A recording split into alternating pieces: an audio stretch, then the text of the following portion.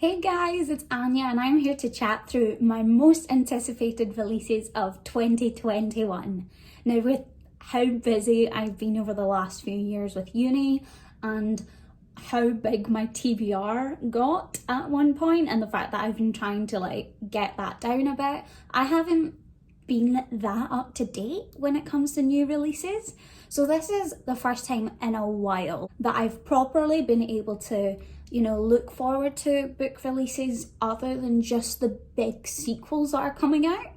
That being said, a lot of the ones on this list are continuations of series by authors that I've been reading for years, with a few exceptions here and there of added extra ones. The first book that I'm really looking forward to is Lore by Alexandra Bracken, which comes out on January 5th. I've read one book by Alexandra Bracken before, and I have to say I didn't absolutely love it, but this has a really cool concept, and I know there are a lot of people out there who do love Alexandra Bracken's writing. From what I understand, this is based in a world where after a rebellion, 9 Greek gods are sent down to Earth every 7 years, where they're hunted by ancient bloodlines. I love anything to do with mythology and retellings of that sort, and the idea, just the concept of this book has me really excited. I also absolutely adore the cover with the Medusa head, and I'm really looking forward to getting my hands on this. The next book comes out on February 9th, and that is The Gilded Ones by Namina Forna. This is not an author I've read before, but I'm really excited. This follows a village who have a ceremony called the blood testing, and the main character is awaiting hers to find out whether she can be part of the village community. At the blood testing, she finds out her blood is not red but gold, and she's awaiting her fate. And while this is happening, she's approached by a stranger who gives her the option of submitting to her fate or coming to fight for the Emperor in an elite army of girls with golden blood. This is the kind of high fantasy story that I love sinking into, and I'm really excited for a new one to be coming my way. It also has really good early reviews, so I'm looking forward a lot to getting my hands on it. The next book comes out on February 16th, and that is The Mask Falling by Samantha Shannon. This is potentially my most anticipated release of the entire year, because it's the 4th book in the Bone Season series by Samantha Shannon. This series is set in an alternate dystopian world where clairvoyancy has been discovered and also outlawed, and the main character is part of the crime syndicate within London and has huge clairvoyant power herself. I've been reading this series for years, and it is projected to be a 7-book series, and it's taken a while for each of the books to come out. The excitement that I feel at the thought of getting my hands finally on this 4th book is immense, especially knowing that it is going to be a big turning point in the series. I mean, it's 4 out of 7, so that's always bodes well for the actual book content. This is one that I will likely be getting to as soon as it comes out if I can, and genuinely cannot wait to get to experience this book. We also have another book coming out on February 16th, and that is A Court of Silver Flames by Sarah J. Maas. This is the continuation series off of A Court of Thorns and Roses by Sarah J. Maas, which follows sort of different characters. I have a little bit of trepidation going into this because the last few books in this series just did not quite live up to what I wanted, and especially what I know Sarah J. Maas is capable of.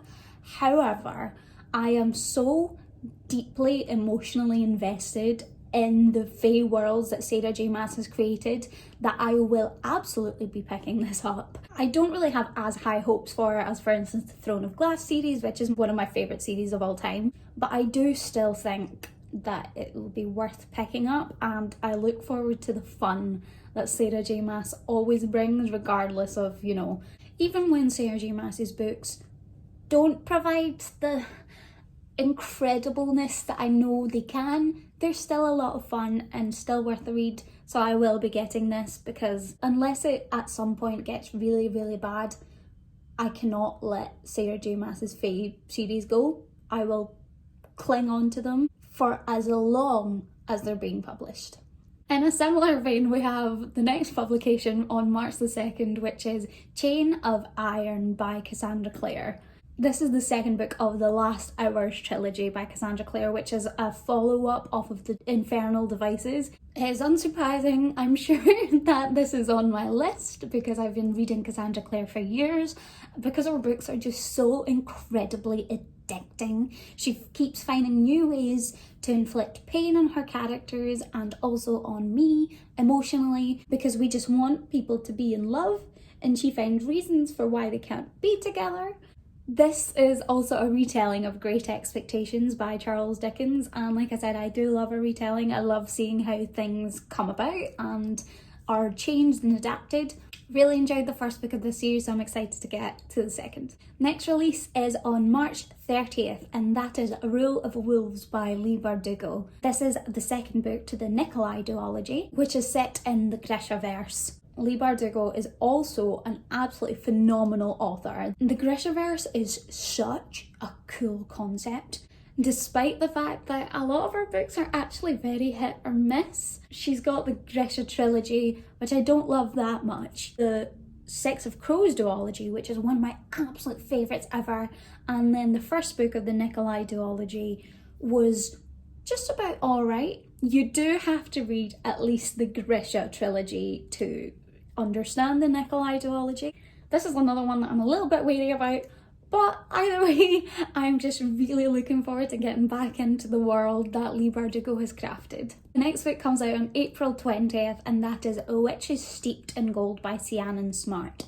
This is a Jamaican-inspired fantasy debut, which follows two witches who are enemies, one who has grown up basically in jail, and the other who is the queen's daughter and refuses to be a sacrifice for her mother's power. Everything about this book sounds fantastic. I cannot wait to get my hands on this. I'm really excited as well to experience some new authors, especially with the fact that a lot of the ones I've talked about in this video so far are ones that I really have been reading for a long time. Just the idea of a Jamaican-inspired fantasy about witches is so good. I cannot wait. I'm so excited. The next book that comes out on July 20th is another new to me author and read in general, and that is She Who Became the Sun by Shelley Parker Chan. This is an alternate history queer Asian novel which follows two siblings of a large family, a boy who has apparently been fated for greatness and a girl who has been fated for nothingness. However, after some difficult circumstances befall the family, the brother dies and the girl takes the opportunity to inhabit her brother's shoes and basically passes as a boy and attempts to take his destiny. This again, with all the buzzwords, queer, Asian, alternate history fiction, sounds incredible. It's also got some brilliant early reviews and I'm so excited to get my hands on this. The next book comes out either August 21st or sometime in September because this has had two different release dates given, but the one now up on Goodreads is August 21st, so that's what I'm going with, and that is The Thorn of Ember by Scott Lynch. This is the fourth book to the Gentleman Bastard series, the first of which is The Lies of Loch Lamora, which follows Loch Lamora, who is a thief, and his band of friends as they basically out-con people. This series has taken on a very epic scope as Locke and his friend Jean have become involved with a lot more throughout this world and are exploring different parts of it. It is one of the most clever and funniest series I've ever read. If you've ever heard me talk about this series, you'll know that I do nothing but rave about it. So to get my hands on the fourth book, and hopefully it will be coming out this year, is super exciting. And the last book I have on my list comes out on September 16th, and that is The Wisdom of Crowds by Jo Abercrombie. If you've been following my wrap-ups, you'll have seen that I've actually read quite a lot of Jo Abercrombie this year, and everything I've read has just gotten considerably better. And that not only I think his writing is improving, but it's taken on a tone that just really resonates with me. This is the third book to his Age of Madness trilogy, which is set after the first Law trilogy. and then the standalones that follow that. I haven't yet read the second book of this trilogy, but I loved the first book and I'm really excited for the conclusion of it because, like I said, every book I've read by Joe Abercrombie this year is just getting better and better. That's it from me today, and for the books I'm excited to get my hands on in the year of 2021. Please let me know if there are any particular releases that you're looking forward to, or if there's any on here that you're also going to be getting your hands on. Thank you guys so much for watching, and I'll see you all soon. Bye!